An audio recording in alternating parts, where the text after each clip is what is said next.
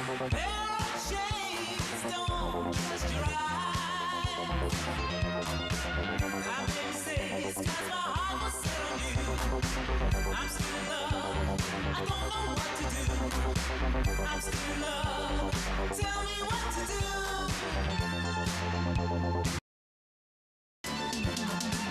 That's not strange, you're not the first to fall. That's not strange, you've been through this before. What's so strange is I am still in love without you.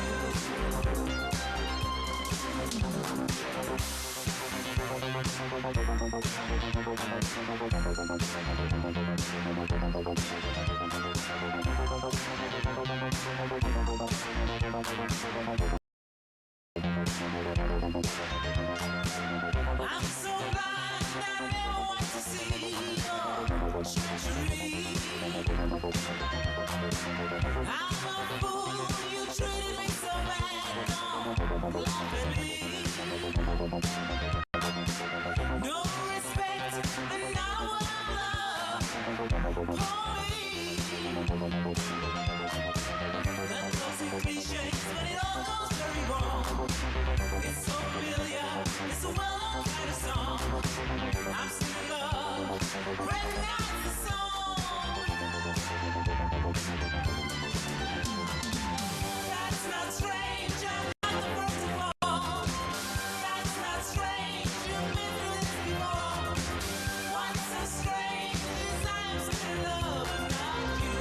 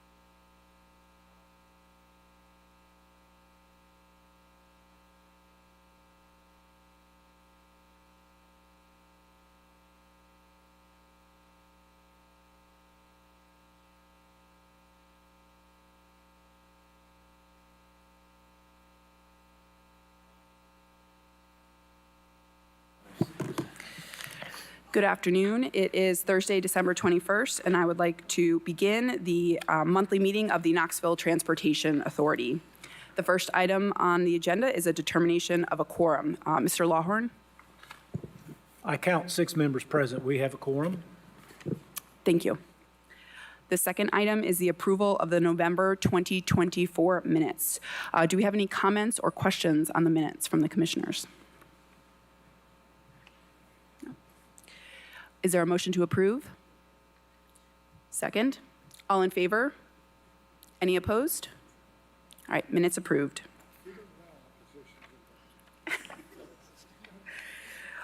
Next item is the reports. I do not have any report today as KTA chair. So are there any commissioners that have any comments? I guess if we have comments on all of this, we can just give them during the, okay, great. All right, I'll turn it over to the staff. Yes, thank you. First things first, I want to introduce the individual to my left. Dana Baker is our new Chief Operating Officer at CAT. She started last week.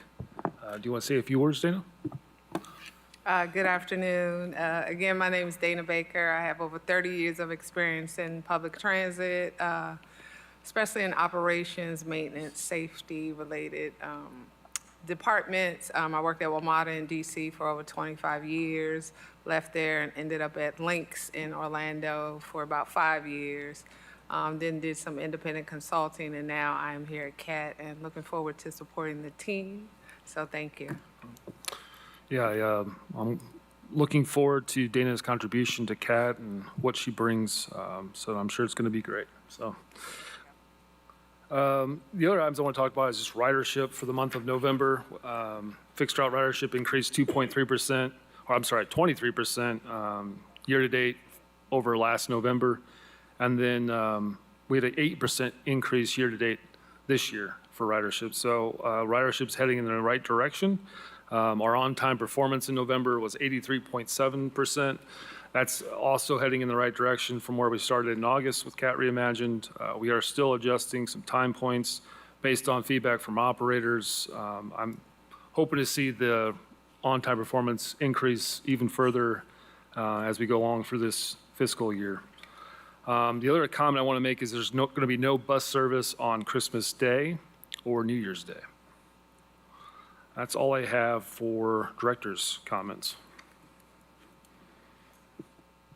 Go ahead, Doug. Hello, I do not have anything for this month, but wish everyone happy holidays and look forward to a great 2025. Thank you. The next item is new business, the KTA nominating committee.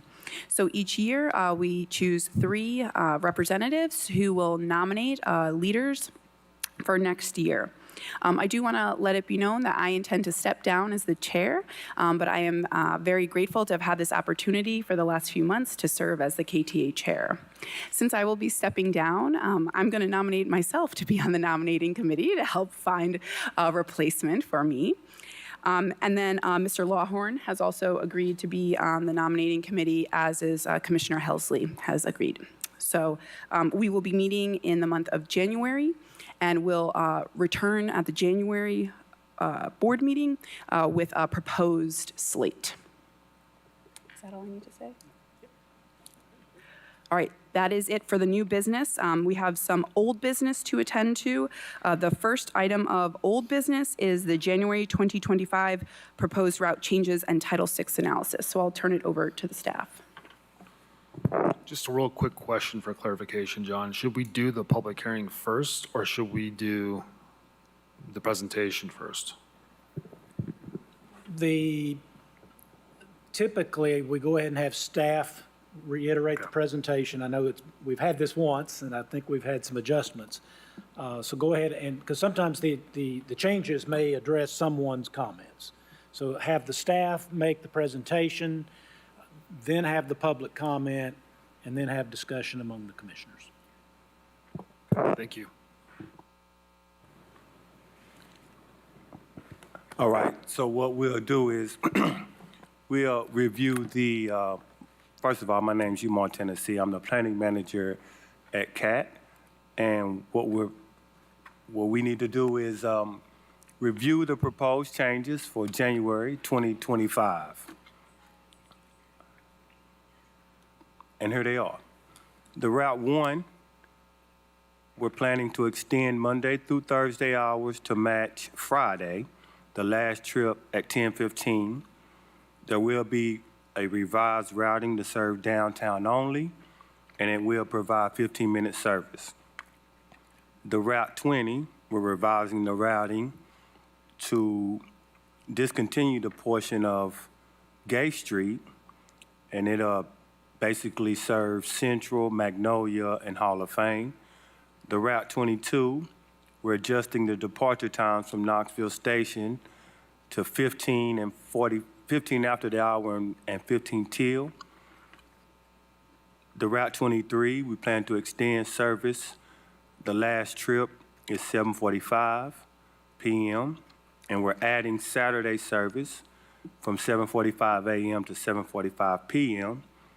The Route 37 will increase to 30-minute service on Saturday due to interlining with the Route 23. The Route 40 has revised routing from Knoxville Station serving James White Parkway, Sevier Avenue, Allen Home to regular route. And the Route 41 revising routing from Knoxville Station serving James White Parkway, Sevier Avenue, Blunt Avenue to regular route. Now to get into a few details, the Route 1 downtown connector. The purpose is to provide consistent service hours Monday through Friday. The revised routing you will see in red, and it is to serve downtown only. The service to Howard Baker, the service that's been discontinued, Howard Baker and Harriet Tubman, which is at First Creek, Austin, those segments will continue to be served by Route 34, which provides 30-minute service. And the objective is to increase downtown connectivity to include Main and Gay Streets and ensure reliable service hours. The Route 1 downtown connector outbound service will be as follows. From Knoxville Station, it'll make a right on Hall of Fame Drive, right on Hill Avenue, right Gay Street, right Magnolia Avenue, right Central Street, and right to Depot. The inbound service from Depot Avenue, left Gay Street, right Summit Hill, left Locust, continue to Main Street, make a left on Main Street, then a right on Gay Street, left Hill, left Hall of Fame, left Church to Knoxville Station. The Route 20 Central, Clinton Highway. There is some revised routing. The segment on Gay Street and the Hill Avenue segments will now be served by the Route 1 downtown connector. The objective is more direct service to Knoxville Station and more reliable service times. The outbound routing is in blue, and the inbound routing is in green. And the outbound service is as follows. From Knoxville Station, it'll make a left on Church, left on Hall of Fame, left on Magnolia Avenue, and right on Central Avenue to regular route. The inbound service from Central Avenue, left on Magnolia Avenue, right on Hall of Fame, right into Knoxville Station. The Route 22 Broadway, in order to increase connectivity, we are adjusting the departure times from Knoxville Station to 15 after the hour and 45 past the hour, rather than top and bottom of the hour as it stands currently. And the objective is to improve connectivity with other frequently traveled corridor routes that arrive and depart Knoxville Station, such as the 41, the 11, the 31, and the 22. The Route 23 Millertown, in order to provide additional service, we are extending weekday service. The last trip is at 7:45 p.m. instead of 5:45 p.m. We're adding Saturday service starting at 7:45 a.m. The last trip at 7:45 p.m. let me interject and say one thing that allowed us to stay within our budget and add these additional service was the Route 1, reducing the number of buses on the Route 1 weekday. So that's how we was able to keep this, the budget intact. So currently we have 3 buses operating on the Route 1, and when we rerouted it, we reduced that to 2 buses. So that allowed us to have some funds to implement this new service on Saturday.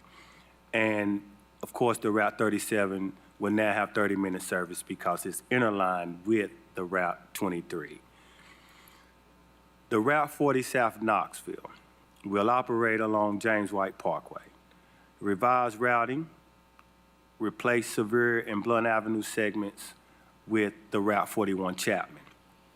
The outbound for the new Route 40 from Knoxville Station, left on Church, continue Howard Baker, right Hill Avenue, left James White Parkway, right Anita, continue Sevier Avenue, and then make that immediate right onto Island Home to regular route.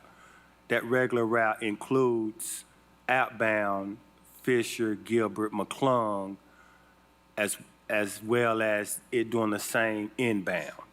So it will no longer be on detour and only serve South Haven outbound. The inbound from Allen Home, it'll make a left on Sevier, continue Anita, left James White Parkway, right Hill Avenue, left Howard Baker, and continue Church to the station. The objective is to address requests from the community to restore regular route outbound and inbound, which was revised due to timing issues. The Route 40 South Knoxville, again, will no longer serve Sevier and Blunt. It will be served by the new routing on the Route 41 Chapman Highway. The Route 41 Chapman Highway, new routing, from Knoxville Station, right on Hall of Fame, left Hill Avenue, right James White Parkway, right Anita Drive, continue Sevier Avenue, continue Blunt, left on Chapman to regular route.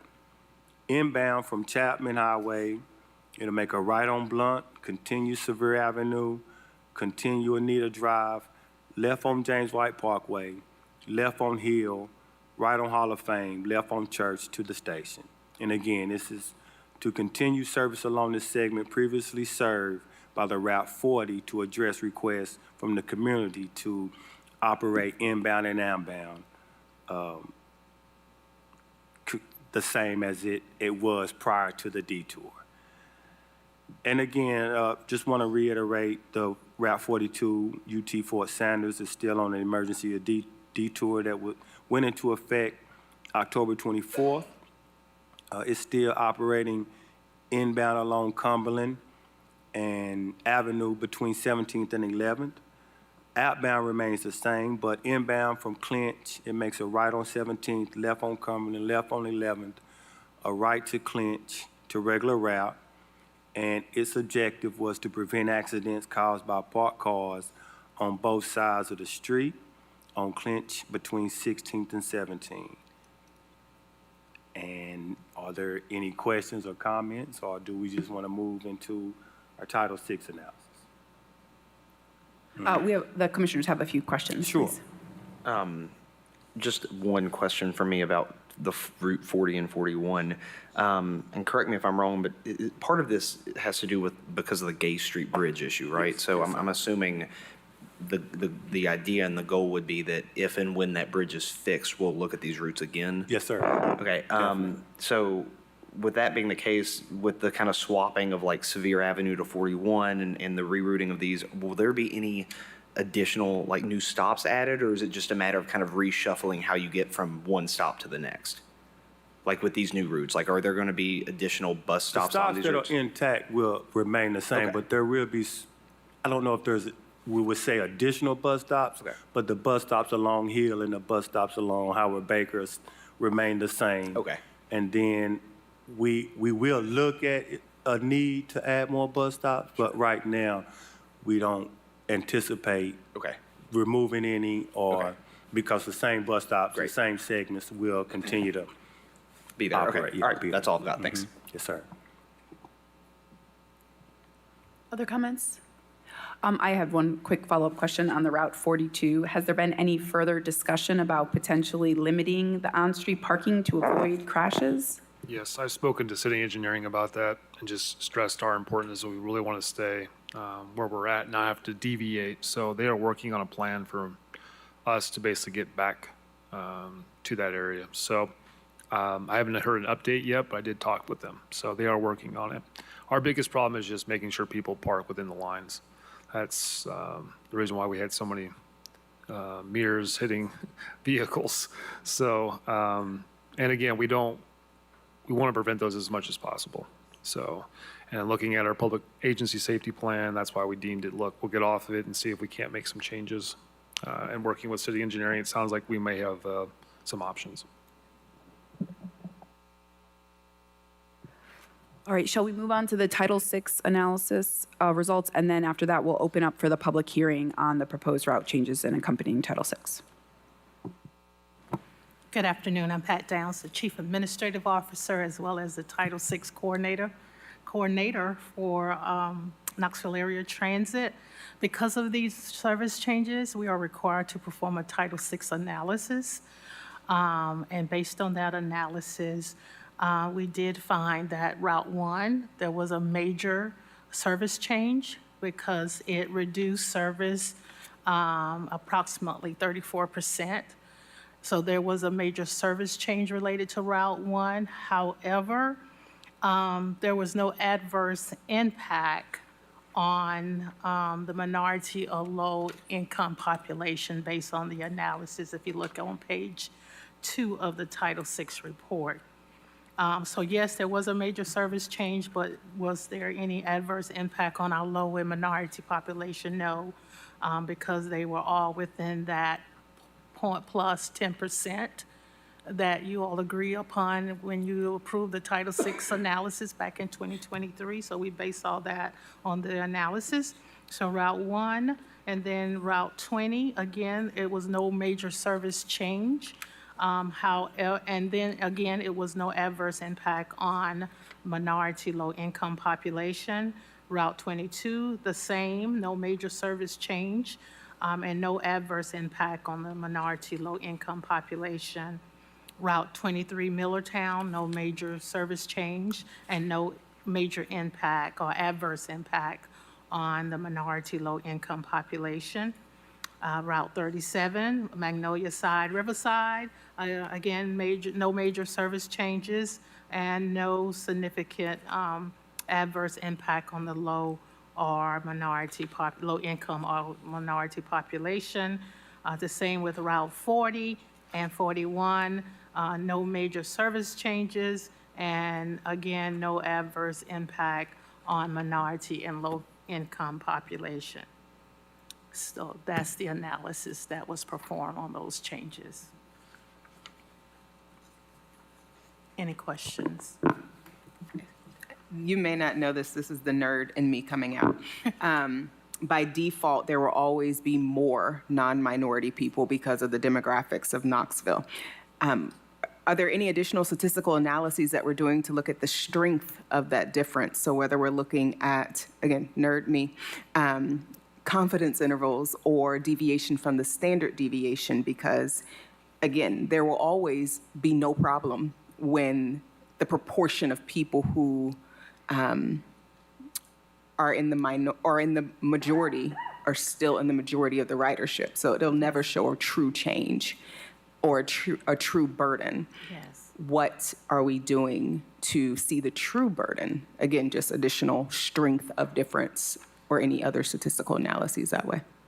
That's a very good question. And one of the things that Mr. Thorne and I talked about is we are looking at redoing our Title VI program itself, because I do feel like we need to capture that data, and we're not currently capturing that data. So yes, we are looking into that, and I don't have the answer for you today. Beautiful, thank you so much. Just want to note that Yep. that's something we got to consider moving forward, is that Yes. this doesn't really do much for us. Yeah, and Doug, do you have any comment on that? I know you've been heavily involved in, I don't know what other agencies or other communities are doing to do that for this, but I don't know. I think we're supposed to review it at least every 5 years, and we do y'all do a survey also. So some of the data is based on the survey, so the proportionality will change based on how the survey was done, and also it's a lot of census tract information. But I do agree. When that first came out, we kind of had to hurry and go through it to meet the federal regulations, and we probably do need to revisit it. But I'd have to go back and dust up on how we set that. So we can do that for you. Thank Take a look you. at it. Appreciate it. Do the FTA regulations actually define the analysis? They do not. Okay. At the time, because when they put out a new circular, all across the nation, people were rushing to get to it. They put out some kind of best practices. Here are some cities that we think were doing a good job. And I remember we picked one that we liked. But there's been a whole lot of new research in this area, so I think it's probably a good time to revisit. You really don't get a approval from FTA when you submit your Title VI analysis. You don't really get official, this is okay.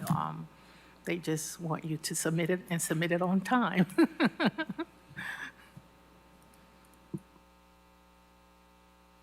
Any further commissioner comments or questions on the proposed route changes or Title VI analysis? All right, then at this time, we'll move to the public hearing for comments related to the route revisions and the Title VI analysis. We have at least one person signed up for discuss the route revisions, Mr. Wayne Kokeritz. I apologize if I didn't quite that quite right. Oh, okay. All right, sir. Well, you have 5 minutes to provide your comments. And if you could please state your name and address for the records. Thank you. All right. Hey, good afternoon. Wayne Kokeritz. I live at 223 East Anderson. And I just wanted to come and speak a little bit on the Route 20. I'll take a step back here. You're giving me 5 minutes, which is pretty awesome. So I'm going to step back a little bit and say a huge champion, supporter of all that you're doing. The CAT Reimagined was very interested to see all the changes that came through there. Love the new fare system and apps on the phone, all of it. I think it's been fantastic. And so with that being said, I was quite disappointed to see the change on Route 20 come in the sense that I don't really feel that we need more buses going down Hall of Fame. We're pretty well stacked over there and have a lot of that. And so when CAT Reimagined came out, it was super exciting to see that 20 is a shot that goes straight down into the downtown corridor and then over to Knoxville Station. I think it was a fantastic redo.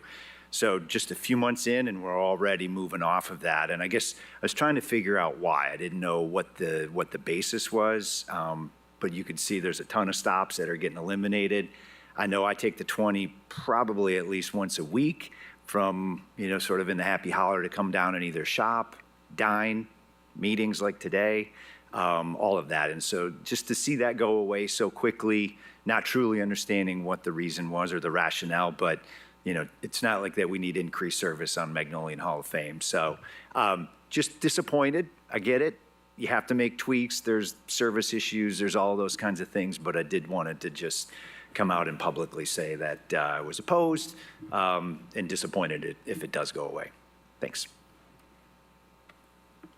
Yeah, I can address the reason.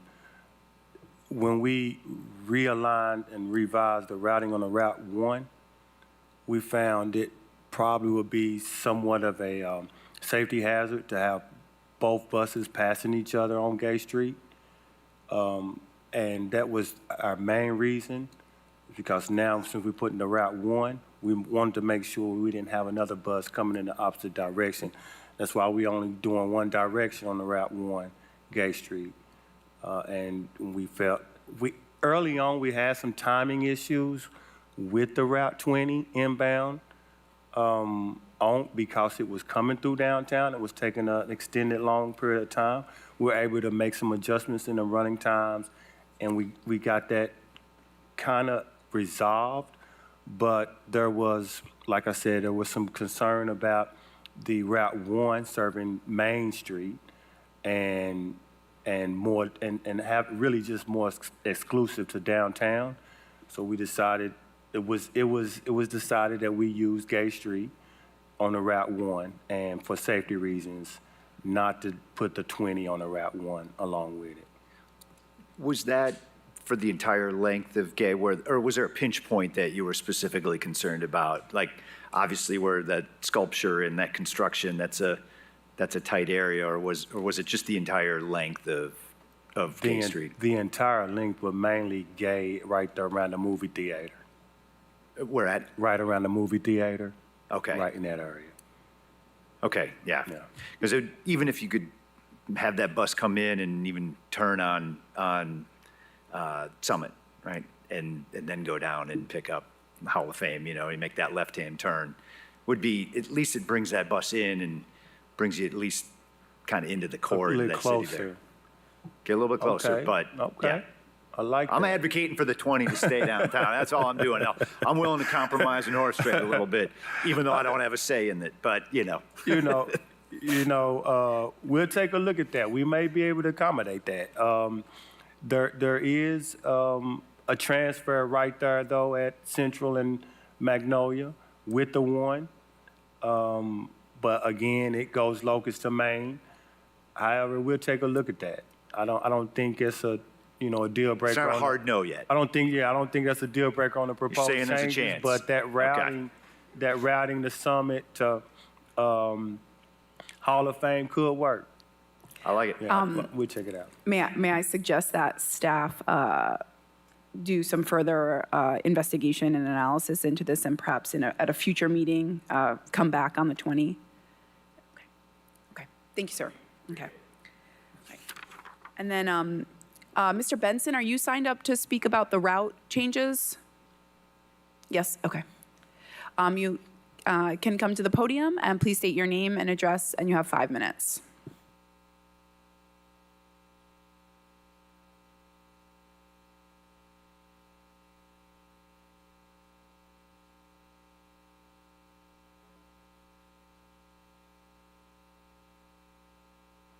Right here. Yeah, all right. You're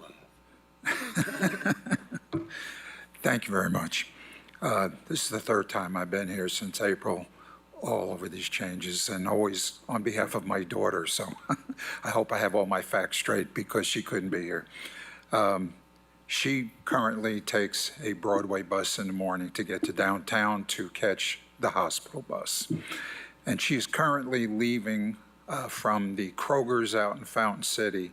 She catches that bus there between 6:43, 6:47 is when she says the bus arrives. And even at that, the bus is not always guaranteed to get all the way to the transfer point. So she's one of the people that sometimes has to get out of church in Walnut.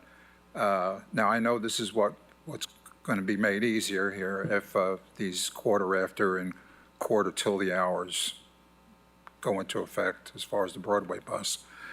But right now, it's a real drag. She's not near the complainer I am, and I hate as her father watching her and anybody else that during cold weather, when it's cold, it's dark in the winter, at that time of day, she's going to town, and she's getting out of one bus to stand out in sometimes very inclement and cold weather to wait on a bus coming from downtown. So my question is, with the quarter of and quarter till the hour going into effect, right now, I believe the bus she catches to come downtown is leaving downtown at 6 o'clock to go out north, make that loop around Jacksboro and come back through Cesare to start coming down south. Is there still going to be a bus at the time? And is there going to be a bus leaving?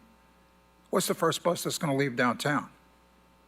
I guess is what my question, because I've never known of a bus to leave downtown before 6 o'clock. So if the first bus is going to be a quarter after 6, she's not going to be able to catch the bus at the same time she's catching it now, which means she won't get to an 8 o'clock UT job in time. So do we know at this point, We do know that there's an earlier trip inbound. there will be an early one? There will be. Okay. Yes, Well, sir. that takes care of that right there. I was trying to pull up the exact time, but I can't. But it is an earlier trip. Okay. We talked Okay. about that. The second question is concerning the 42 coming back, and I don't completely understand the rerouting, because I don't ride that bus. But currently, she's catching a bus at roughly, I think it's 4:40. I think 20 of the hour is the routine time for a bus to be coming back to town from the hospital. Is that correct? It's just a 1 an hour thing, right? The house, no, maybe 2, 10 after and 40 the hour.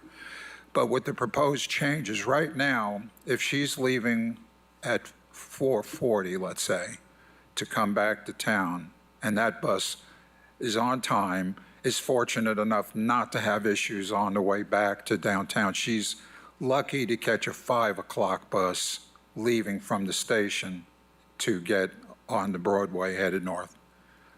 With these detours, if you want to call them, that sometimes occur right now, right? I mean, isn't that what's going on? What was originally going to be a temporary Yeah, but rerouting it's still is on now time. becoming a full-time. It's still on the same time. Will she be able to make, or anybody riding that bus from the hospital, be able to get downtown by 5 o'clock to catch their bus to come home out north? Yes, sir. If the schedule permits, yes, sir. It's no delay on that detour. I'm sorry, your last. There is no delay with the detour. It's Well, still on schedule. she's going to make it all the way to the station. Yes, sir. Okay. Well, that's it then. Thank you very much. Yes, sir.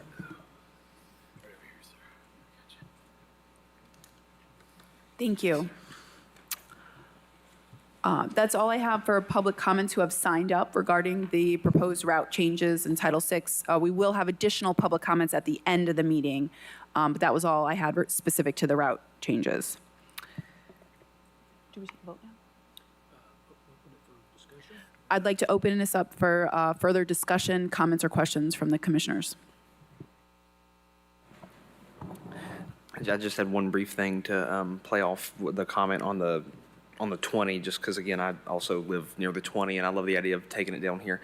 But, I noticed that with the new route of the 1, like I think you had talked about, there is that one kind of crossover right there by, like, the old Greyhound station. And I would appreciate that if we are going to change the routes, which I don't necessarily mind, but that we look into the feasibility of having a shelter there, because I think a lot of people wouldn't necessarily mind making that transfer, but just having that added benefit of, like, even if it's a 5-minute wait, if we want to bring people into downtown without a car, that I think that would be a prime location to look into the installation of a shelter. So that's my only comment. Yeah, we can look at that.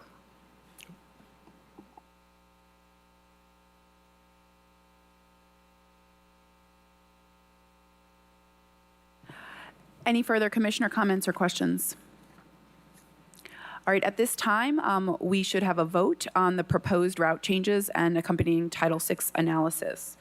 So my understanding is that we vote them as a slate, so all of the routes together, if we're going to accept the proposed changes. So at this point,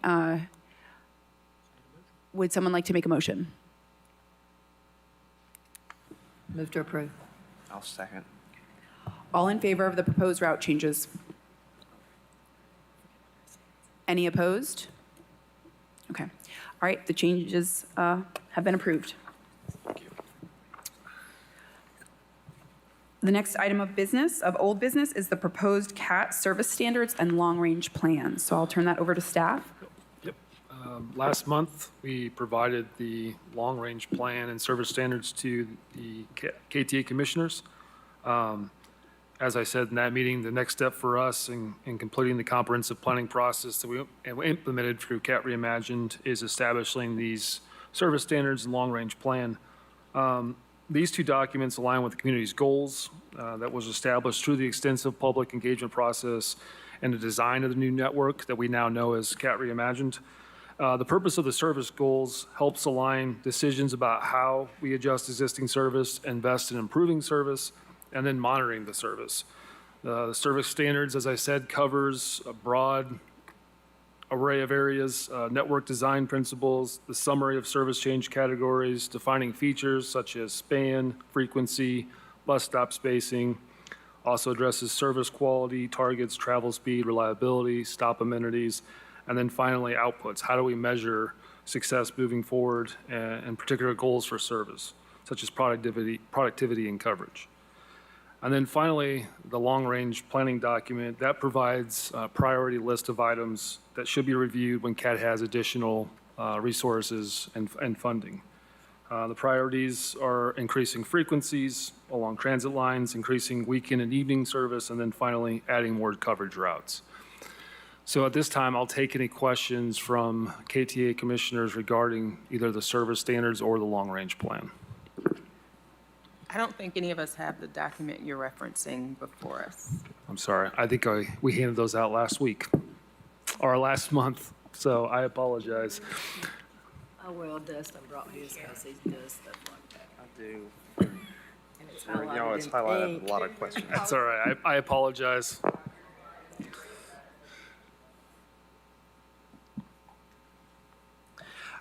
Yeah, I have a lot of questions. But I always do. Y'all know me. I know. So one that I was very curious about is you're talking about the category of like basic service, and this is on page 3. And it says certain basic routes or basic route segments may be upgraded to frequent over time should demand arise and resources increase. So my question is, obviously, you know, we need money, we need more resources, but like how do we balance the idea that like as a transit agency, sometimes we have to build the infrastructure to create the demand, right? Because what I don't want to see is us saying, well, you know, we don't, you know, no one's swimming the river, so we don't need to build the bridge, right? Like, how do you evaluate, okay, well, we see potential in this, so we're going to build a shelter, we're going to do this, because I want to make sure that we're prioritizing potential, not just what we see in data. Yeah, so what I talked about last time, too, the first thing you're talking about infrastructure, in particular, I'll address that, is on the major corridors, Magnolia, Kingston Pike, Chapman Highway, Broadway, we are right now working with city engineering on traffic signal prioritization. So that's our first step in ensuring that the 15-minute service or 30-minute service, that is consistent and it's on time.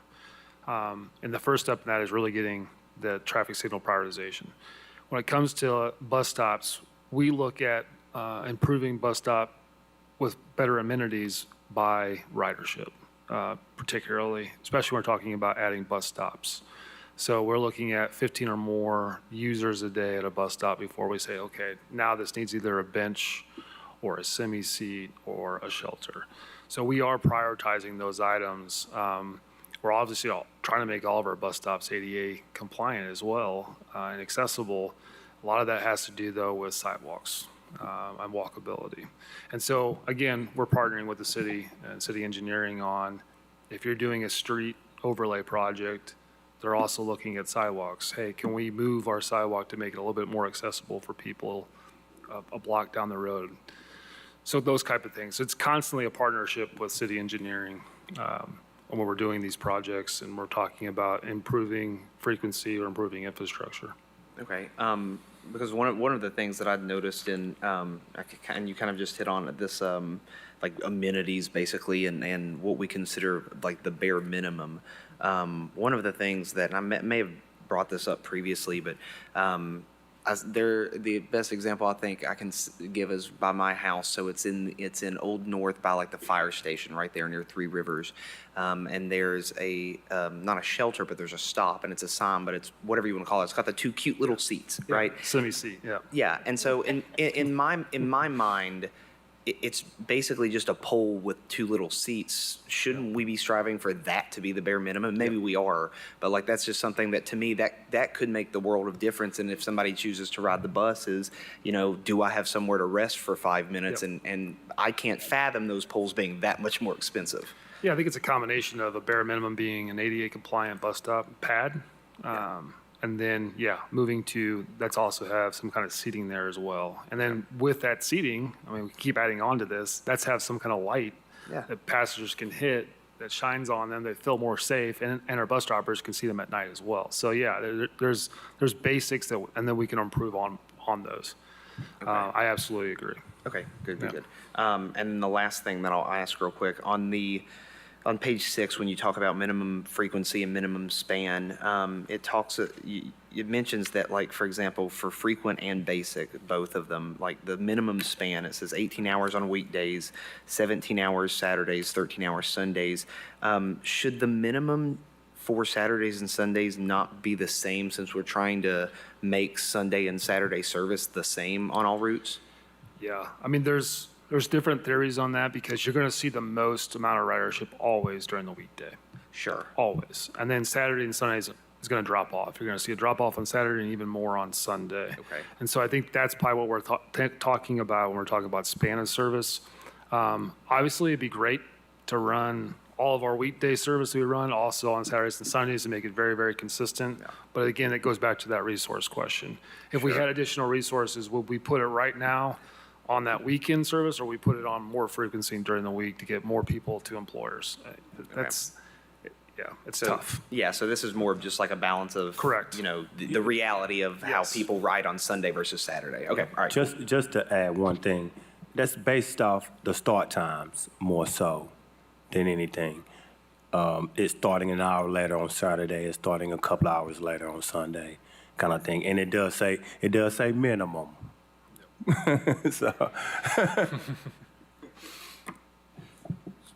While we were talking real quick, you were talking about the bus stops, making them ADA compliant. I know that just because they're going to drop ProWag off in everybody's lap in 2025, things aren't going to happen immediately. Correct. But that's going to be a driving force on how these bus stops and sidewalks go together. Will there be any federal money available for that? Yeah, there's federal programs, not specifically for this, but there's federal programs discretionary, such as bus and bus facility. You can go after that funding for that. There's also TDOT Improve Act, and we have been successful over the last couple of years in securing over $2 million for bus stop improvements. It's just been a very, very slow process for us to get those dollars spent, because we have to go for an A&E process to do a bus layout. There's excavation work that has to be done, sidewalk improvements have to be done before we can put a bus stop in that's ADA compliant. But we're hoping over the next several months, you start seeing some of those bus stop improvements. We're working on 15 right now, or have been working on 15. Some of them are major improvements. So. I lied, I have one more question. You gave me too much to read. It's your problem. I like to read. So this is kind of me dreaming big here, but page 8 talks about on-time departures. One question that I had is, have we ever looked at, or is it feasible, even if it's just at like a super stop or something, for certain shelters to have, so for example, one of the things I love about the transit app is how it shows you your bus, it's connected to satellites and it says it's 2 minutes away or whatever. You know, obviously a lot of bigger metros, they'll have this and they'll say your next train is arriving in so many minutes. I know it's kind of a shot in the dark because it's like a long-term thing, but has that been looked into, and what would it take to get those at least on major stops? Yeah, so basically the transit app's telling you your next stop is going to be at a shelter. Yeah. Yeah. I don't know where they're at with that. If that's in the works, but I'm sure that if we make that suggestion, I'm sure we're also not the first agency to make that suggestion to them. They're constantly updating the app with different features. So we can talk to them to see, are they already working on that? And if not, could they? We could possibly make that a reality. Okay. I like the idea. That's what I'm asking about. No, I know, that's what I'm saying. It's a long shot, but I just didn't know if that had been looked into, because it could be as simple as just having a little physical thing for folks who might not have a phone or something. Yeah. So you're basically asking for real-time information at the bus stop. At specific stop. I know we need more money, but other than that, I'm just curious if that had been discussed. It hasn't been discussed for actual bus stops. It is being something that we're looking at for sure for like the Broadway ABC corridor. So typically you'll find those along bus rapid transit corridors for sure. At every stop, you'll have real-time information on when the next bus is arriving. It'd be very, very hard to get that at every one of those stops. We'd have to look at it from a standpoint of our heaviest used stops on a daily basis.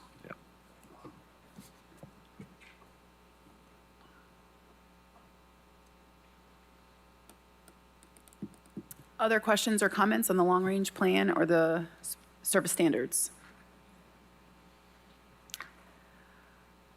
I will comment that I noted the on-time performance data is now in our packet as we're talking about service standards. So I was very happy to see a breakdown by route so we can monitor the high and low performers. Yeah, keep us honest on that. Yeah. Keep pushing us. We're going to get to 90. Excellent. All right. At this time, I believe we have to vote on the long-range plan and approve the service standards. So I will entertain any motions from the commissioners. All in favor? Any opposed? All right, the service standards and long-range plan have been approved. At this time, it is now for public comments, and we have one person signed up, Miss Julie Wallen. Once you come to the podium, please state your name and address for the record. You will have 5 minutes. My name's Julie Wallen, and I live at Northgate. My first question is, how many of you all ride the bus on a regular basis? 2 of you? Okay. So y'all really can't speak as to passengers on the bus, only on policies and procedures. Is that correct? This is intended to be largely your comments. If you want to speak with us individually after, we're happy to do that. Okay, well, my comments are on the 15, which is running late. The other day, we ran late because we had to stay at the station to wait for the supervisor to bring the driver food.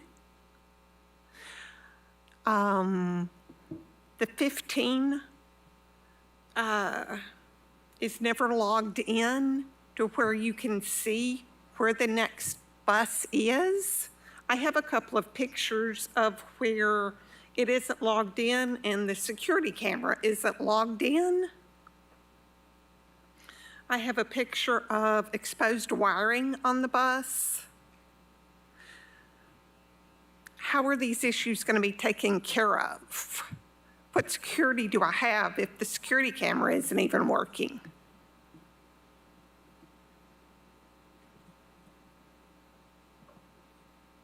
Nobody has answers for my comments? Yeah, I can get with you after this and address all those. We've done that before, yes, sir. Okay. You want me to meet afterwards? Yeah? Certainly. Okay.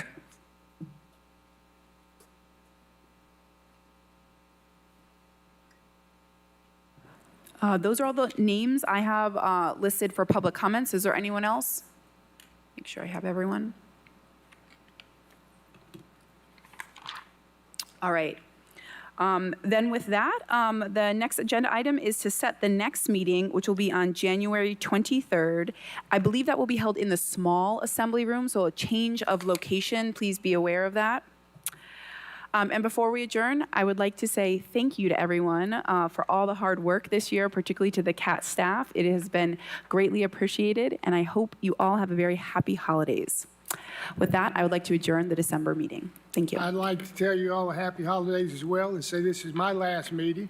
I have filled my term. It's been an honor and a pleasure to serve with you guys and wish you all the best in the future.